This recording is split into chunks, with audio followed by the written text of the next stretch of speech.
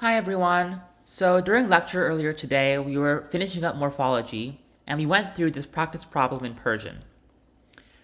I wanted to record myself answering this because this will definitely appear on either your final or your midterm or both, and I wanted to make sure that we were really clear about how to do these kinds of problems. So this problem is pretty typical. It first starts with some data. So we have some Persian words on the left-hand side, and then their English translations on the right-hand side. And we're asking you to do two tasks. The first is to match different English words with a morpheme in Persian. And the second is to use what you learned to create new sentences. The idea here is that even if you've never heard of Persian, you can look at the different translations and make sense of the patterns that appear within the data. And that can tell you everything you need to know to answer, the questions below. So let's get started. So the question's kind of first giving you a little hint. It says note, khar, this xar means by, and id designates the past tense. Notice how in all of the words on the left-hand side, we have kharid appearing together. Kharidam, kharidi, kharid, and so on and so forth. So all of the Persian words are kind of similar in some respects. We can also see that the English translations are similar. All of them have to do with the verb buying. I bought, I did not buy, and they're all occurring in the past tense. So there's kind of this mapping between the morphemes that are appearing on the left-hand side that are similar across all the words and the similarities in the English translations. But what we also notice is that on the left-hand side, some of the morphemes are different. So for example, we have different suffixes. So A ends in am, B, we have E. There's am, and, im, id. And we also have different prefixes. So D through H contain either na or na and me. And we can also see on the right-hand side that the English translations are varying somewhat. So even though all of them have to do with buying in the past tense, they vary in the subject. So for example, A and B differ between I bought and versus you bought. They also can differ in whether it's negative or affirmative. So A and B, I bought and you bought, but D and E are I did not buy, they were not buying. And then the third way that they're differing is in what's called aspect. Basically the difference between bought versus buying. So similar to how the similarities between the Persian words are mapping to the similarities in the translations, the different morphemes that are appearing on the left are also corresponding to the different meanings on the right-hand side. And our goal is to kind of figure out which morpheme maps to which meaning. So let's start with A. Notice that in the red underline, kharid, that means buy in the past tense. And on the right-hand side, the translation, we have bought. So what is this am doing? It must be specifying the subject, I. So that's the answer to letter A for question 1. So the morpheme for I would be am, the suffix. And here I'm going to highlight it in red. And I'm adding this dash before am to indicate that it's a suffix. Look at letter B. Notice that everything is the same in the Persian words except for the suffix. A ends in am and B ends in E. Notice also that the only difference in the English translations is in the subject. A is I bought, whereas B is you singular bought. So that indicates that the suffix appearing after the past tense marker has something to do with the subject. And am, we can infer, means I. That means that E in letter B has to be you singular.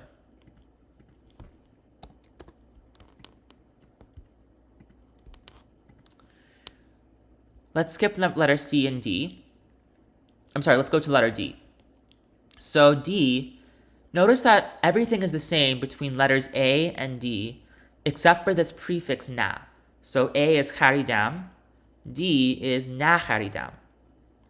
The only difference in the English translations I bought versus I did not buy is that D is negative. So that implies that the prefix na has to be negation. So for F, letter F in question 1 for not, that's na. And I'm adding a dash afterwards to indicate that it's a prefix.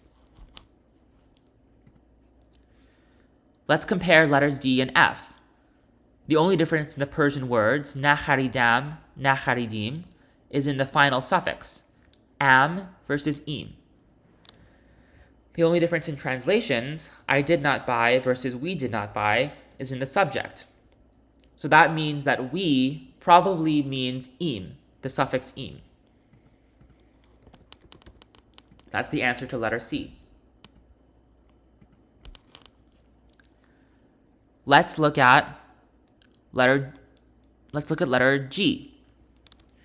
So notice that this is a little bit more difficult. So letter G, mi kharid, he was buying. C is just kharid. That's the one that's most similar to letter G. What's the difference between C and G? He bought versus he was buying. The only difference is that in letter G, we're adding like this continuous marker that you were in the process of buying. So for letter G, the answer is this prefix mi.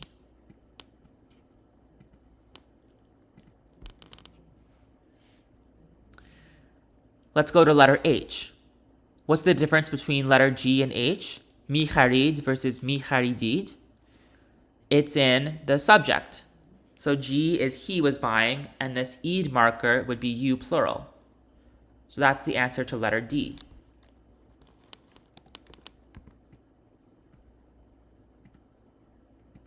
Finally, let's go back to letter E to figure out what they means. So E is the longest word of all, nami kharidand. But even though it's kind of long, we've already decoded what most of it means already. So na is not, mi is doing something, continuous nature, kharid is buy in the past tense, so and, the only thing that could be is the subject, they. So that's the answer to letter E in question 1. So we have and is the suffix. And for letter H, we already learned in the note above that har was busy. Sorry, har meant by. So in Persian, we're kind of noticing some themes that are emerging here. So we start out with the root. And this is the easiest to indicate with letter E. So, na mi kharidand. There are really 5 morphemes here. Na is negation. Mi is what's called aspect, so whether it was a continuous event or non-continuous.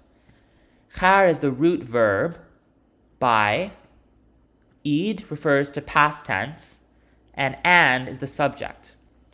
And we notice that for all the Persian words, this pattern is the same. So we can kind of figure out a rule for Persian verbal morphology based on these data. We start out with negation, then we have this aspect marker, then we have the root verb, tense, and then we have the subject. So now that we've kind of learned the pattern for how to add suffixes and prefixes to verbs in Persian, we can create new sentences and answer question number 2. So question number 2 says, they were buying. So even though this didn't appear in the data, we know that they is the suffix and. We know that buy in the past tense is kharid. And we know that the continuous marker is this prefix mi. So we can take what we learned, this rule that we created, and basically string the morphemes together in the correct order. So first, there's no negation, so we can ignore the first part. The aspect marker, whether it's continuous or not, is mi. Then we have the verb by.